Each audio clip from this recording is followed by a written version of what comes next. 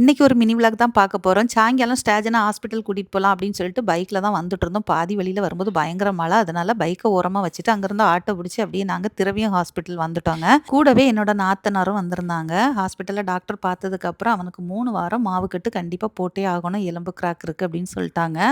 அப்படியே கட்டுலாம் போட்டுட்டு வீட்டுக்கு வந்துட்டோம். அப்புறம் காலையில எழுந்திருச்சு எப்பவும் போல சாப்பாடு வேலையெல்லாம் ரெடி பண்ணிட்டேன். காலையில இன்னைக்கு கொஞ்சம் லேட்டா எழுந்திரிச்சேன். ஹாஸ்பிட்டல் போயிட்டு லேட்டா வந்ததுனால கொஞ்சம் லேட்டாவே ஆயிடுச்சு காலையில எழுந்திரிக்கும்போது. அப்புறம் டிஃபன் மட்டும் கடையில வாங்கிட்டோம். ஆப்பமும், முட்டை கறியும், கொஞ்சம் சம்மந்தி, தேங்காய் சம்மந்தி, கூடவே பார்த்தீங்கன்னா கடலை கறி சரியா? அதுக்கப்புறம் சோறு நான் வீட்லயே பண்ணிட்டேன். சுட சுட சோறு, இதுக்கப்புறம் பாறை மீன் குழம்பு சரியா?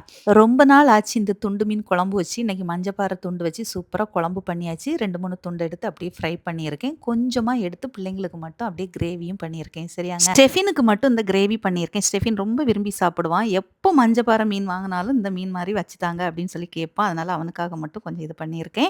கூடவே பார்த்தீங்கன்னா, மரச்சினி கிழங்கு அப்படி மசிச்சு எங்க ஊர் ஸ்டைல்ல சூப்பரா கூட்டு பண்ணியிருக்கேங்க. இது கூட மீன் குழம்பு வச்சு சாப்பிடும்போது ரொம்ப நல்லாருக்கும். இன்னைக்கு இவ்வளோதான் எங்க வீட்டு மதியான சாப்பாடு. 10 நாளைக்கு கை அசைக்கக்கூடாதுன்னு சொன்னனால ஸ்கூலுக்கும் போக முடியல.